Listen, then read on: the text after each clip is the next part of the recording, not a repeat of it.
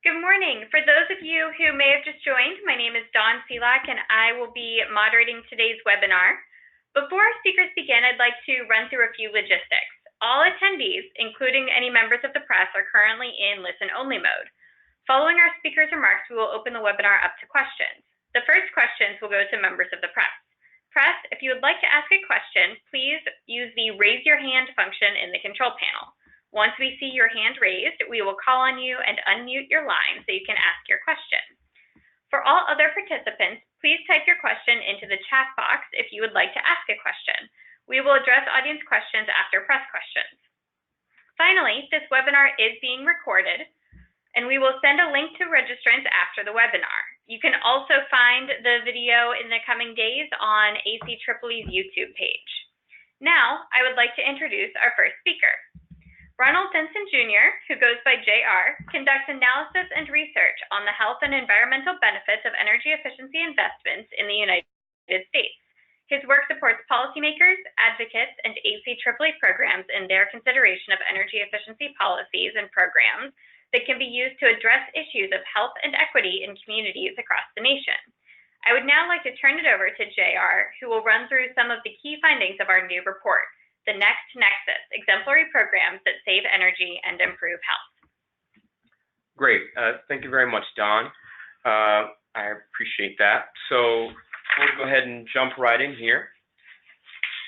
And for those of you who may not be familiar with ACEEE, we're a research organization, and we focus specifically on energy issues, energy efficiency issues. And I am working on one of our newest research program area, which is health and environment.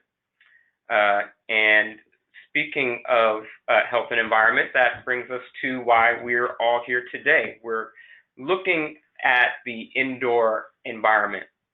And what this report and this award are mostly focused on. So we actually spend an average of 90% of our time indoors, whether we're talking about being in school or at work or stuck at the DMV. And so the quality of that indoor environment is very important. So poor indoor air quality, for example, can lead to cardiovascular disease, headaches, high blood pressure, a whole myriad of different health problems. And there are several energy efficiency measures, whether it's the repair, replacement of ventilation systems, leaky windows, or old inefficient appliances that not only can save energy for an individual or a household, but also reduce some of the health triggers or other poor environmental issues in that home and improve health. So what do we do about that? What's the solution here? Well, there are lots of programs. Maybe in your state, it might be called a weatherization assistance program or a home health performance program. They could be going by a different name. We'll be hearing from some of those programs and their administrators today. What do? Well, what they do is they offer to simultaneously save energy and protect human health to some degree. So here at ACEEE, we do regularly, every couple of years, exemplary program projects. And what does that mean? Well, we look at projects or programs in a particular area.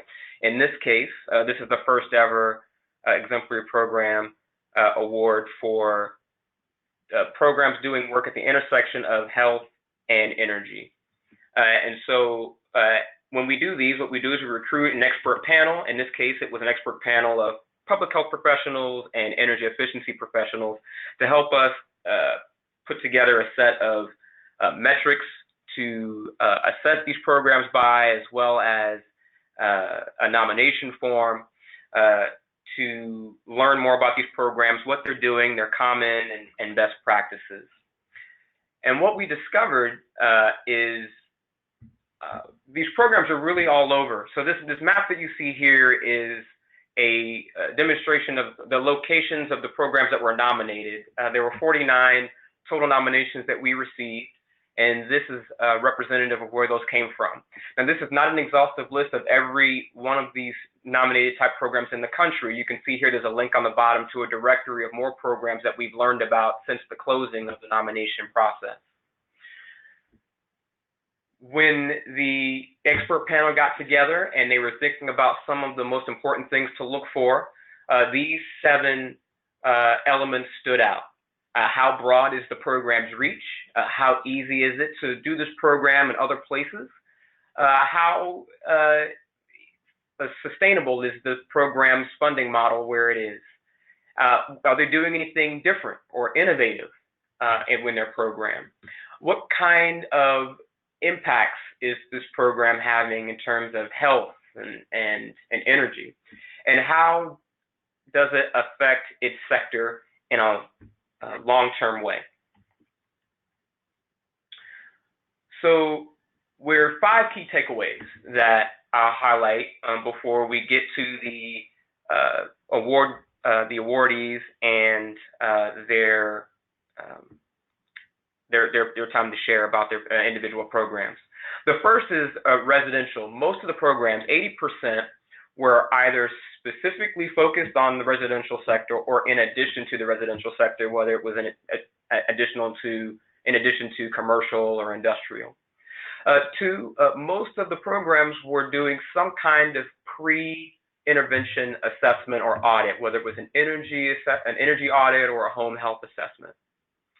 3, funding. So most of the programs, almost 2/3, were getting their funding from either a government agency or a utility, whether it was gas or electric. And so whether it was gas or electric utility or a local, state, or federal government, that's where the bulk of programs are either getting all or some of their funding. 4, collaborative relationships. Some of the most comprehensive programs put a lot of effort into braiding services together with other community-based organizations, CBOs, and government agencies to streamline their services for the folks that were enrolled in their programs. And last, energy and health outcomes. So the mechanisms to be able to determine energy savings, particularly for programs that are focused on energy efficiency, those mechanisms are pretty well established.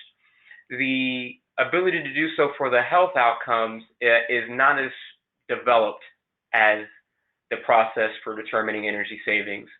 And so there were a lot of programs that were able to share with us some degree of their energy savings, but few programs were able to share with us at the time of nomination their impacts on health. Some were, and more details on that will be forthcoming with the speakers coming after me, and also detailed further in the report. So without further ado, let's go ahead and get to our award winners. For overall excellence, we have the Bronx Healthy Buildings Program in the Bronx, New York City. We have Green and Healthy Homes Initiative in Baltimore, and the Zero Energy Modular Program, ZEM program, in Vermont. For uplifting communities, we have EnergyFIT Philly in Philadelphia. Innovation is System Vision in North Carolina, and REACH is Vermont One Touch. So we're going to be hearing from a representative from each one of these organizations, starting with Sandra Lobo from the Bronx Healthy Buildings Program. Sandra Lobo currently serves as the Executive Director of the Northwest Bronx Community and Clergy Coalition, which administers the Bronx Healthy Buildings Program.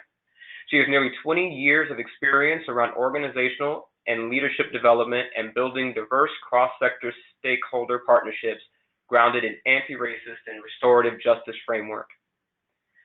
The NWBCC is a 42-year-old member-led organization that unites diverse people and institutions to fight for racial and economic justice through intergenerational organizing.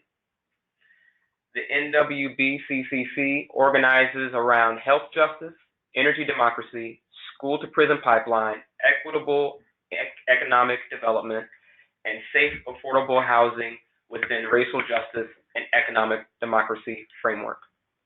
Sandra? Great, thank you. Good morning, everyone. It's really great to be here with all of you and excited to talk about our Bronx Healthy Buildings program. You can move it to the next slide. So the introduction I really appreciated because it really spoke to the multifaceted nature of our organization and the various issues that we have worked on for over 4 decades. And the Bronx Healthy Buildings program was created based on many of those decades of experience in housing organizing, weatherization, and health advocacy. It's a cross-sector initiative that uses 3 data sets to target buildings that are asthma hotspots. So buildings that have high numbers of asthma-related emergency room visits and hospitalizations, buildings that are energy inefficient and in dire need for repairs and infrastructure investment. Back in 2015, we were lucky to win the Build Health Challenge Award, which really allowed us to pilot this program that combines a variety of various pieces that address health, energy, and economics in our community. There are 5 major goals to the program with the intent of having a holistic approach in the building. So of course, reducing asthma triggers through apartment level and building wide remediation and education, reduces greenhouse emissions from energy retrofits. Importantly for us, it saves both the tenant and the owner money from energy and water conservation, develops community leadership through building tenant associations and providing trainings around the social determinants of health, and also allows us to direct the funding, the money, the contracts that are the health and energy retrofits to local businesses, local workers, so really helping the local economy as well. You can go to the next slide. This program, although is led primarily by the Northwest Bronx Community and Clergy Coalition, wouldn't be possible without a diverse stakeholder table, right?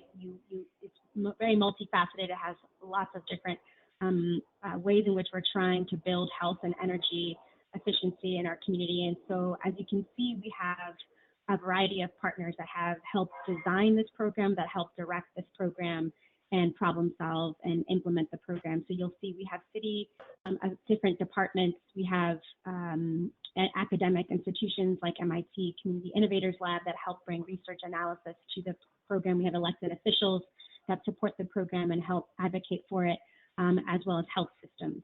And it has been this multi-stakeholder table that has allowed the program to be so successful. And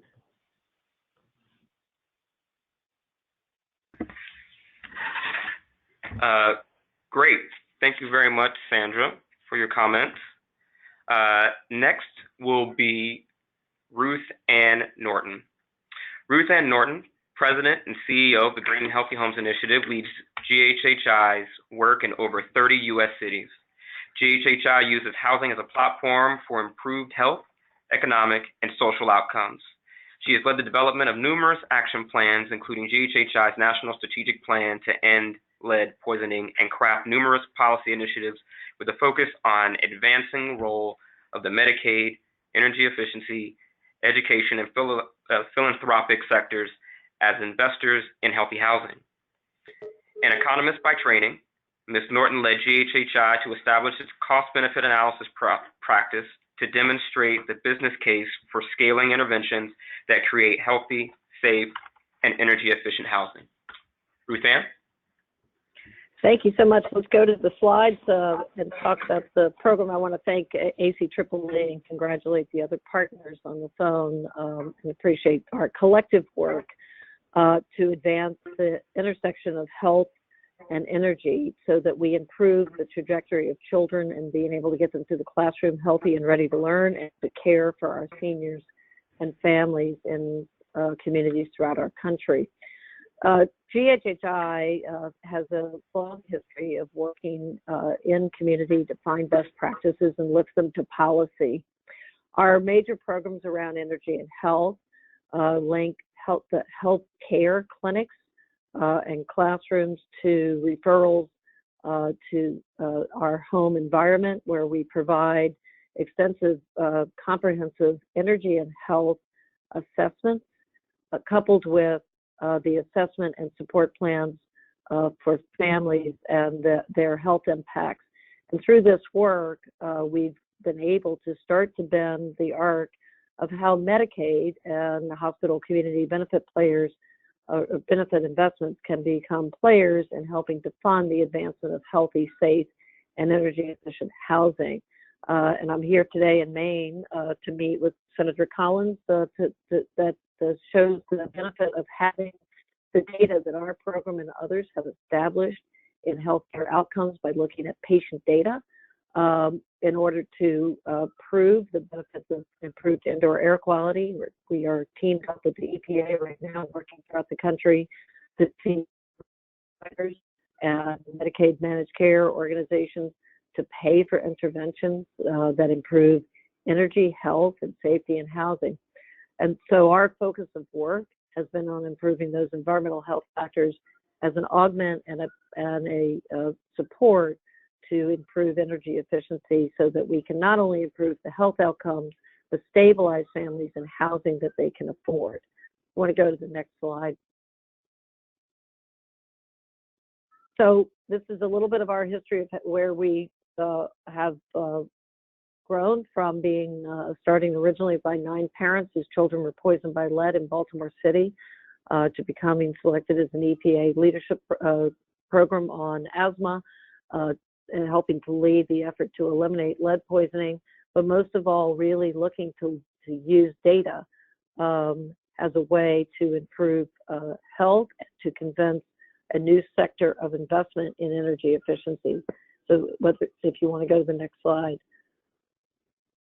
Whether it's working with TVA in Tennessee or working with our partners at NYSERDA in New York State or the Connecticut Green Bank, what we are looking to do here is to align and braid and coordinate housing resources so that families have one single portal of intake.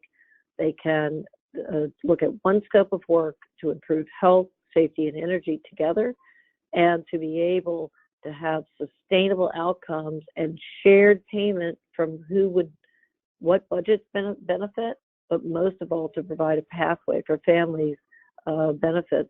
We've put here a list of research and publications that you may want to look at that talk about our work, but mostly we look forward to engaging with folks in the communities about how to craft this argument, how to implement programs that deliver more effectively and efficiently, saving government 25% in savings by aligned programs, but most of all addressing those things that impede the health of our children, such as asthma caused by home environments that lead to the #1 reason kids miss school. We can change that and are changing that in America. We're happy to be here today, and thank you. Great, thank you very much, Ruth Ann. Next, we have Karen. Karen is the Director of Efficiency Vermont, the nation's first statewide energy efficiency utility.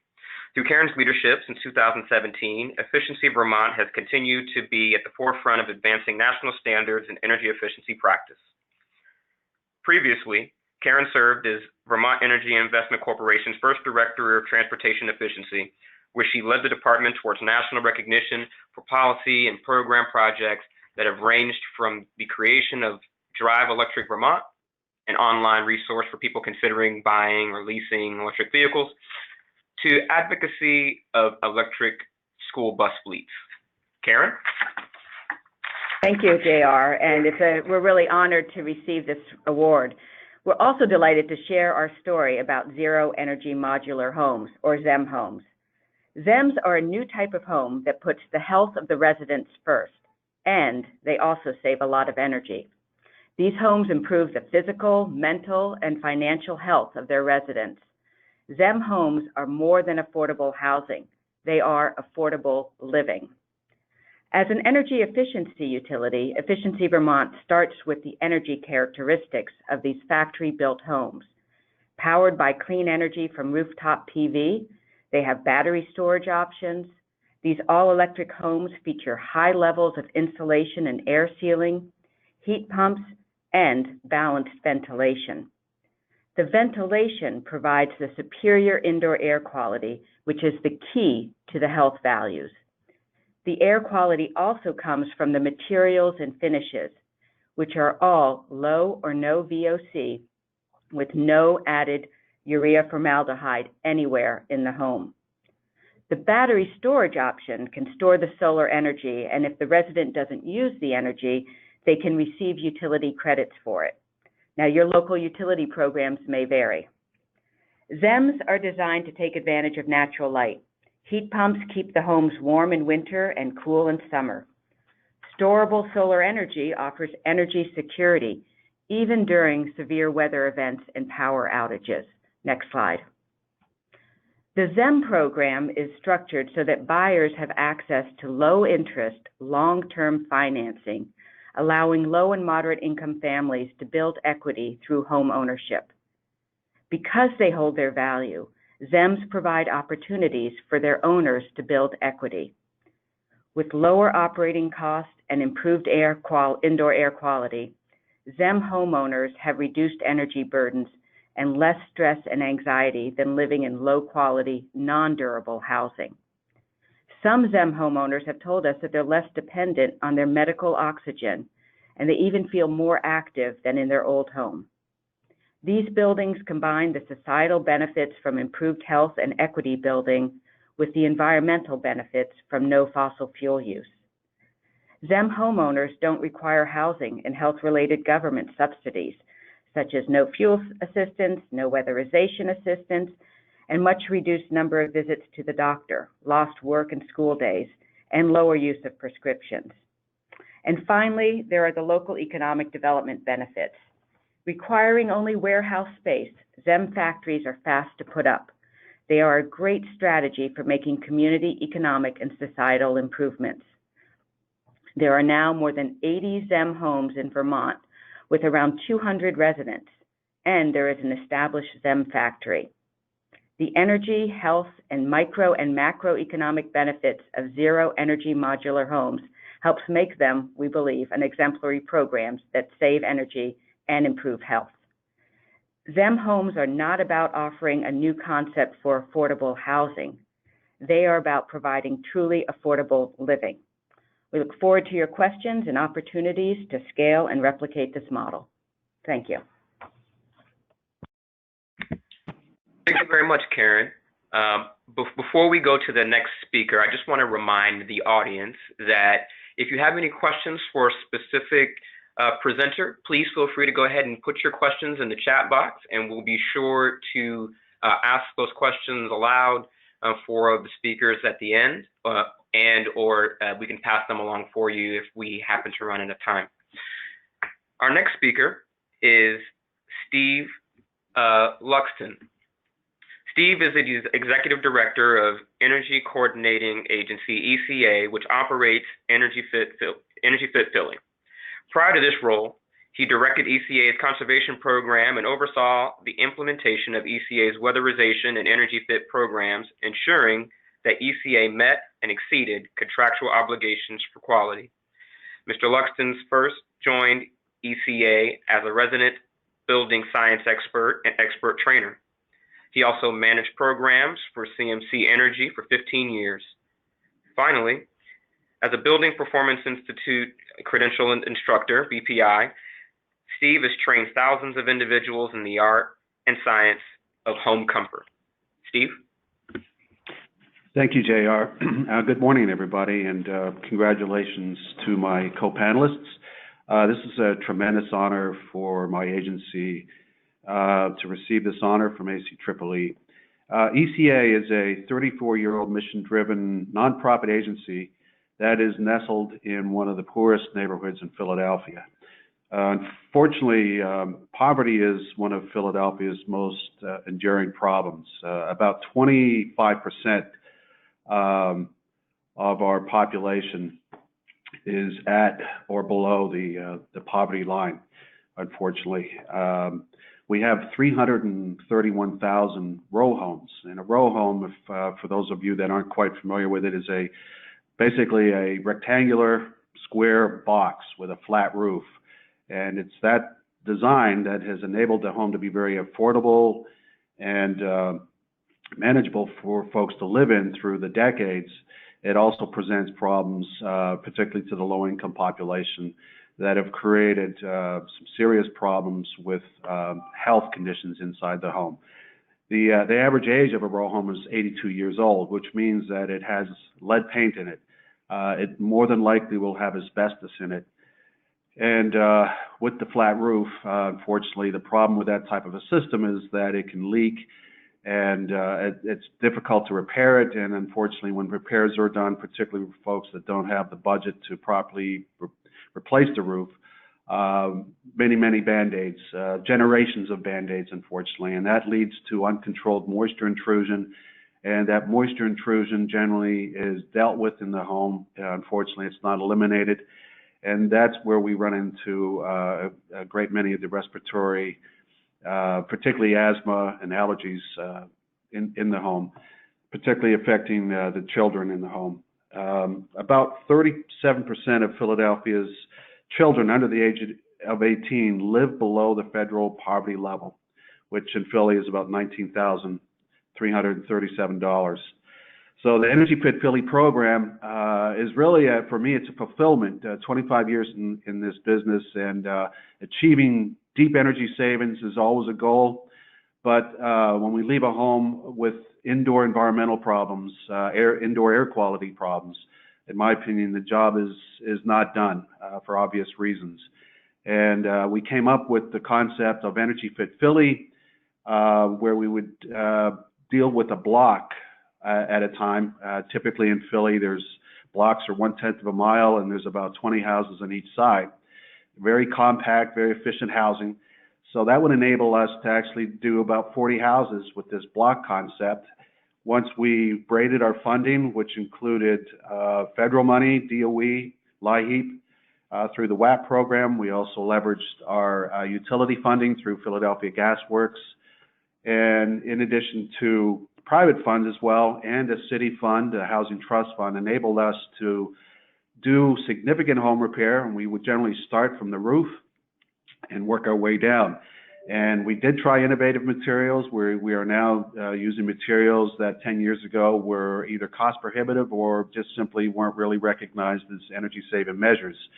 So we're doing some experimentation, all well grounded and field tested, of course. And ultimately what we're seeing are homes that are warmer, drier, more energy efficient. We're seeing savings in the neighborhood of 35 to 38%, which is pretty significant. Typical home in WAP, adhering to the regulations and guidelines, might see a 10 to 12% savings. So the block approach really does make sense. It's a replicable model that we're hoping to take to other cities in Philadelphia, or throughout the country, excuse me, that also have the same type of problems with high low-income populations and homes that are in great disrepair. So again, it's an honor to be honored by ACEEE, and thank you for your time. Great, thank you very much, Steve. Next, we have Maria Mosseri. Maria is a program manager for Advanced Energy System Vision and a certified project management professional. She began her work in energy efficiency as an AmeriCorps member for Habitat for Humanity in 2005. In 2006, she joined Advanced Energy. With over 10 years at Advanced Energy, Maria has worked in a variety of roles, including inspecting homes, performing building science research, overseeing and training contractor networks, and managing energy efficiency programs. Currently, Maria spends her time managing projects and programs that promote energy efficiency practices in low-income residential markets. Working closely with the North Carolina Housing Finance Agency, these programs provide energy efficiency certifications for new construction and rehab low-income programs. Maria? Thank you. First, I just want to express my appreciation to ACEEE and to all of the other programs for just the dedication to supporting energy efficiency and health over the years. Advanced Energy's System Vision program was born really as a result of a devastating natural disaster, Hurricane Floyd, that hit North Carolina in fall of 1999, destroyed and rendered uninhabitable thousands of homes. And at that time, Advanced Energy was part of a Build Back Better campaign that led to System Vision being established as a program in 2001. So the mantra that's guided the program and continues to guide the program is every home, healthy, safe, comfortable, durable, energy efficient, and affordable, not only to purchase, but to maintain and operate. So we focus primarily on new construction in the low-income market, but also work with some retrofit projects and supportive housing. We offer a guarantee. It's a 2-year guarantee that's on the heating, cooling, and comfort. And typically, we're looking at averages between $25 and $35 a month for a System Vision home. Among other things, we owe the success of System Vision and all of our affordable housing programs to our key partnerships. First and foremost, to the North Carolina Housing Finance Agency, which has been able to provide a reimbursement to builders that helps to offset the cost of participation in the program. With their support, we have certified 5,097 new homes, as well as quite a number of supportive housing projects that house folks, veterans, folks transitioning out of homelessness, disabled populations, and others. Second, we have a robust network of nonprofit builders who are building the homes and making sure that they meet the standards, many of which have countless volunteers. And then we have a rater network who inspect the homes throughout the whole process.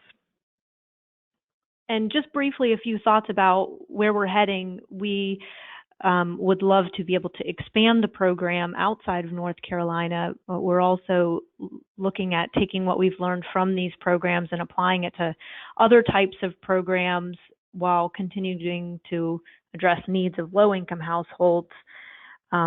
Thinking a lot about incorporating new partnerships, for example, with investor-owned utilities and cooperatives, and thinking about questions like how we can effectively manage moisture in these extreme low-load homes, how to creatively finance energy efficiency, or how to help utilities deal with peak load concerns while at the same time helping their low-income customers with particularly high energy bills and health issues. So I'll just end by encouraging you to reach out via email or through our website if you would like to learn any more about our affordable housing or our energy efficiency initiatives. And just thank you again. Great, thank you very much, Maria. Before we get to our last speaker, I just want to remind the audience that you are welcomed and encouraged to offer any questions that you have via the chat box. And go ahead and put those in there for any speakers who've already spoken, or if you hear something coming up that you're curious about, go ahead and add that to the box and we'll ask the speakers momentarily. With that, I'll introduce our last speaker, Ellen Tone. Ellen is the founder of Tone Environmental Strategies and assistant professor of practice at the Brown School of Public Health.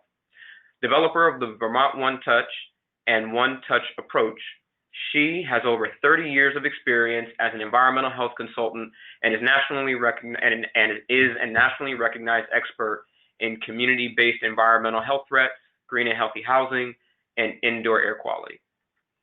Ms. Tone works with housing developers, property owners, managers, and energy efficiency programs to create green and healthy housing. She has assisted health advocates, policy solutions, created strategic plans to help hospitals engage community partners, develop protocols to incorporate health protections and energy efficiency programs, and managed environmental health research studies. Ellen? Great. Well, I'm glad to be with you, and I'm glad everyone's still with us hearing about these fantastic programs, and also want to applaud ACEEE for diving into the health space and recognizing that there really are nexuses between these programs. I have one slide, and just to tell you the story about One Touch, which is a terrific program that really is about systems change and breaking down silos between energy sectors, health sectors, housing sectors. And it is operating statewide in Vermont with the led initially by Vermont's weatherization program. And I want to give a big shout out to Jeff Wilcox and all the folks in the weatherization program that really embraced this concept. And the concept is that when we go into a home to do weatherization or any energy efficiency work, or if we go into a home to do lead hazard control work or asthma home visiting or housing rehab, or we're visiting someone about trips and falls, that's an expensive interaction to go into somebody's home. And so we were looking for what we call a one-touch checkup, a set of consistent questions that we would ask to all of those families and clients about their health, their energy, and their housing needs. And it's about 15 questions. And based on that checkup, we identify what other services that family needs, and then have a software system that makes electronic referrals to our other partners, where the partners then reach back out to that family. And we are able to also track what happens to our referrals over time. The program only works when you have a lot of terrific partners. And we in Vermont, as I said, have the weatherization program, numerous parts of the Department of Health, the lead, asthma, fall prevention programs, UVM's fall prevention, University of Vermont's fall prevention program, numerous housing rehab programs, the utilities, and of course, Efficiency Vermont, who you've already heard from. So what has happened in Vermont in the last couple of years, and the bulk of the one-touch checkups have actually been done by weatherization program and the energy coaches, primarily in single-family homes. They've visited over 1,400 clients, and what we see from our data is about 1 in 5 homes and clients need some other service, typically health-related. Our most common health referrals are around injury and fall prevention, lead, asthma, and smoking cessation. And we've seen some blips around needing health insurance, depending on what's happening at the federal or the state level. And the program, sort of once you get it up and running, runs pretty seamlessly amongst all the partners and is very sustainable sort of program that you just kind of blends into the way you do your business. We are now operating statewide in Vermont. Before Vermont was operating in Omaha, Nebraska, and are rolling out statewide in Rhode Island and also in Kansas City with wonderful sets of partners there. And this really wonderful one-touch program got born out of a lot of people's efforts, also won the HUD Healthy Home Awards in 2017. Look forward to working with folks in other parts of the country.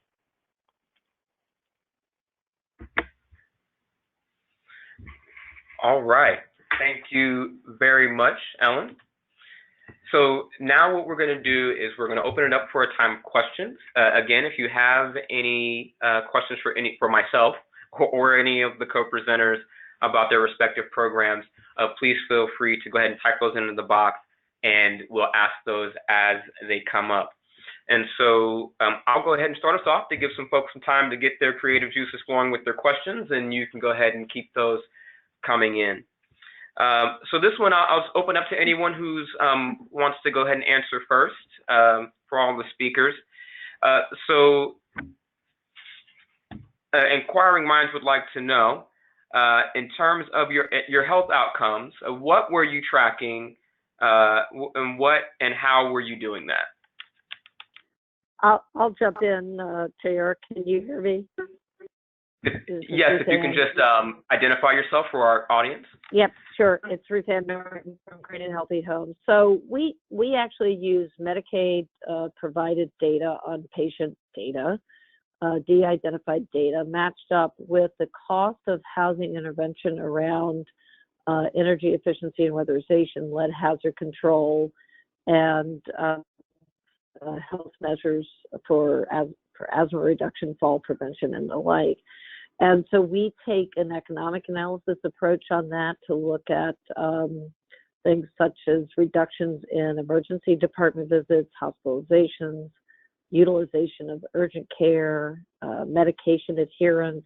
But we also look at school attendance, and we're getting ready to publish a new report through the HUD Healthy Homes Tech Study about how we can empirically track school attendance and its improvements through housing intervention. We look at work attendance, and we look at housing stabilization, meaning turnover rates for families, as well as wealth retention in terms of affordability savings because of lower maintenance, lower energy costs, lower moving costs, and the like.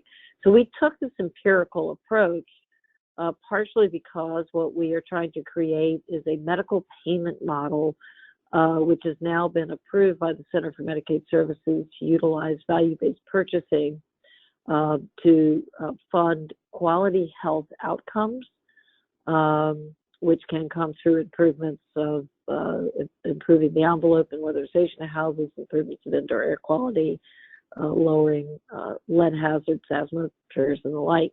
So that's how we have done that, and we're happy to answer questions for folks one-on-one if they want to talk further about how to do that. Great, thank you very much. Did anyone else on the panel want to chime in on that one? If not, we have plenty of other questions that folks have been asking. This one is specifically for Karen. What mechanisms are being used to switch over to battery power when the power goes out?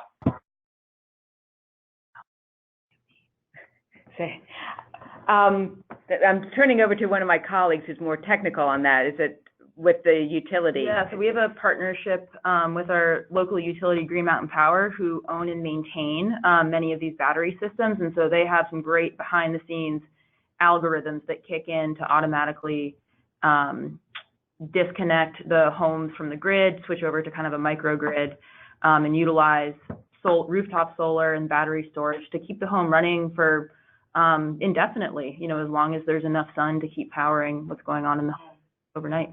And my colleague's name is Phoebe Howe, so you know who answered it. Thank you. Well, thank you both. This question will be for anyone, so feel free to chime in. So traditional weatherization assistant programs, WAP, often work with low-income households and individuals. Can you share about your organization's work with market rate individuals or households?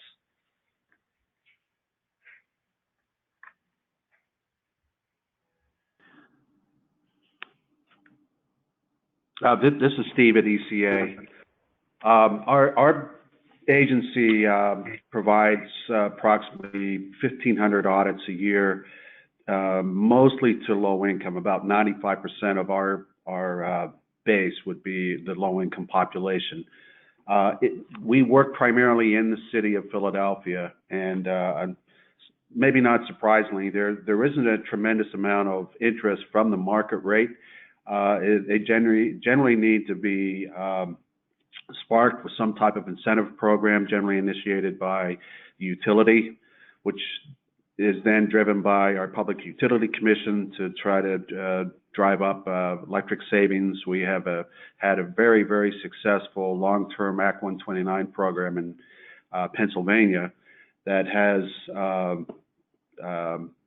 generated a tremendous amount of megawatt-hour savings.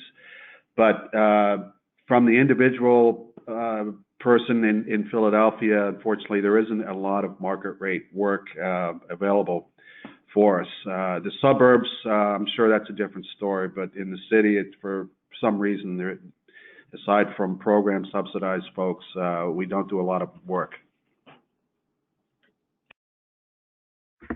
This is Karen Glitman at Efficiency Vermont. Efficiency Vermont has a robust suite of programs and offerings for both market rate and low income, and we do tailor the market rate with lower levels of incentives than we would with low income participants. So anything from our financing rate to the actual level of incentives for some of the retrofits are based on income. So it's the same suite of services and offerings, just different levels.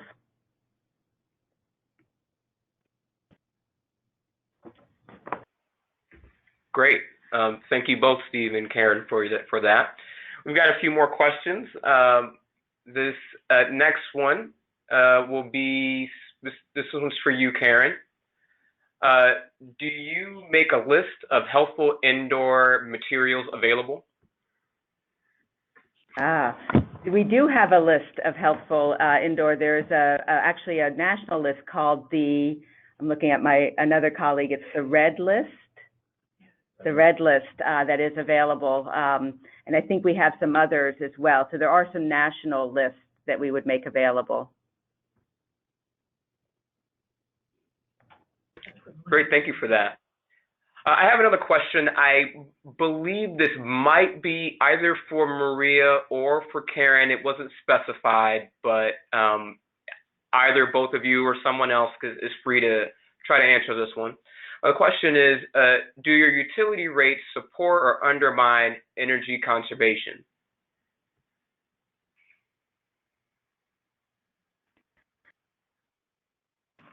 This is Maria. In North Carolina, our utility rates tend to be lower than a lot of areas of the country. So to the extent that there's less incentive towards energy conservation if your utility rates are lower. Our largest utility, Duke Energy, does offer a discount if you're an Energy Star certified home, which our program standard aligns very well with Energy Star. And so many of our builders do cross-certify and are eligible then for a discount. So there isn't any other specific connection between the utilities and our program. Yeah, this is Karen. For Efficiency Vermont, we're a statewide energy efficiency utility, and we're funded through an energy efficiency charge on the bill. There are no tiered rates for this program statewide, but we do serve as a statewide resource. So I would say that the utility rates, and of course Efficiency Vermont is regulated as a utility, the less energy you use, the less you have to pay, but there aren't tiered rates. But there is the benefit of the statewide energy efficiency resource that we provide. Perfect, thanks. Another question here, a health-related question for anyone. Do the programs quantify value of health benefits in a way that can be incorporated into cost effectiveness? So it's in our work, we actually get them to cashable savings for the Medicaid programs, for Medicaid, Medicare. Sorry, can you identify yourself for the folks? Sure, it's Ruth Ann Norton. Go ahead. This is Karen from Efficiency Vermont again. I would say that in our avoided cost model that is done by the regulators, health is sort of incorporated within the non-energy benefits frame. I think we have a 15% non-energy benefit adder that's included. We have been looking at how to tease out the health benefits as a separate avoided cost, and we'll be starting a new avoided cost proceeding later this year. Yeah, I'm sorry about that. I hit the mute button by mistake. But we in our we just published a paper, Green and Healthy Homes Initiative did, on the non-energy benefit, which is on our slide, which may be of help, and it's very supportive of Karen's work. But on the cost savings analysis we use actuaries to actually project actual cashable cost savings. And we're beginning that work for the education field soon as well. But we look at those cost savings by, as I said, using the empirical data records. This is Ellen Tone. Just other references people might want to look at. JR included a really nice graphic from a recent E for the Future report. So I would refer people to that, which did some summary of where what we know on the health benefits of energy efficiency and the quantification of those health benefits. So there's some nice information in that document that can be helpful in a resource. Indeed, thank you. We'll do one more question before we wrap up here. And I know that this one might be good for either Sandra or maybe Ruth Ann. This question is, how have local hospitals medical facilities or health insurers been engaged? Senator, you want to go Sandra. first, and then I'll go? Yeah, that's fine. This is Sandra from Northwest Bronx Community Clergy Coalition.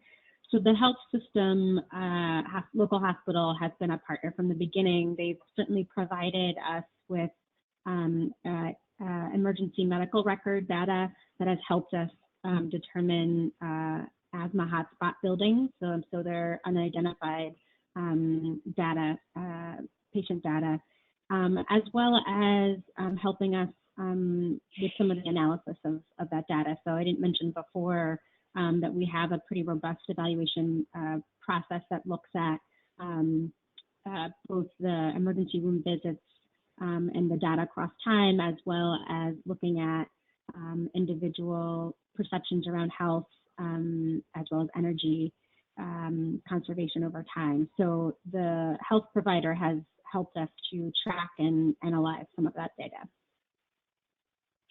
Yeah, and for us, we have Medicaid managed care actually doing purchase of care for services around energy and health interventions. The Mera Group is doing that with GHHI's site in Baltimore. We have about 20 Medicaid managed care organizations working with us on the development and implementation of these types of services around the country, and as well as state Medicaid programs. And many of them looking at various types of ways to fund this, whether it's straight purchase, utilizing foundation program-related grant investments, outside loans or other investments. We also are working with a number of hospitals on hospital community benefit investments that are actually being paid into communities to do this work, and working with communities throughout our 35 sites to develop the community health needs assessment plans that enable the healthcare or health nonprofit hospital investment through the benefit program. Let me just chime in to Ellen Tone. So the One Touch work in Vermont has actually ended up spurring one effort also led by Efficiency Vermont to connect with the local hospital in northern Vermont to look at COPD and asthma patients. And there was a related project going on in Rutland. So I do think the energy efficiency workforce is a national workforce that could be leveraged to help respond to health problems where we think a housing intervention would make a difference.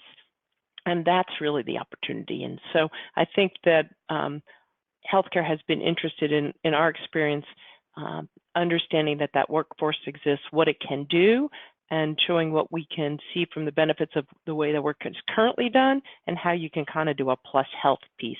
What else you would do to your normal energy efficiency to make it more impactful around health.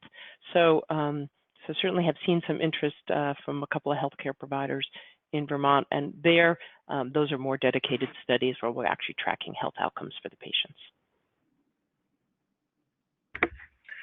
Perfect. Thank you all for sharing. There are even more questions, but we want to respect everybody's time. And so those of you who have asked questions that weren't answered, we do have a record of those. And so we'll be sure to send those to the presenters, and we'll be able to get back to you with some answers. Before we end here, I would like to just remind folks that if you'd like to read this report with more information on these specific programs and programs in general, you can read it here. It's the first link. If you want to see a list of where all these programs maybe in your area are, feel free to follow that link as well. If you would like to learn more about how these types of programs work in the real life, in the real world, and be able to see a video that connects this energy and health nexus, we've produced several videos that make that connection. And so feel free to go to our website or YouTube and check those out. And lastly, we at ACEE host several conferences over the course of a year, but I particularly want to highlight our new conference on health, environment, and energy, which is going to be this December in New Orleans. Please go to our website and check that out, or you can contact me if you have any comments or questions regarding that event. So just one last time, I want to thank all of my co-presenters, all of the advisors, the expert panel, the communications team, and the folks on my new health and environment team for helping pull this all together.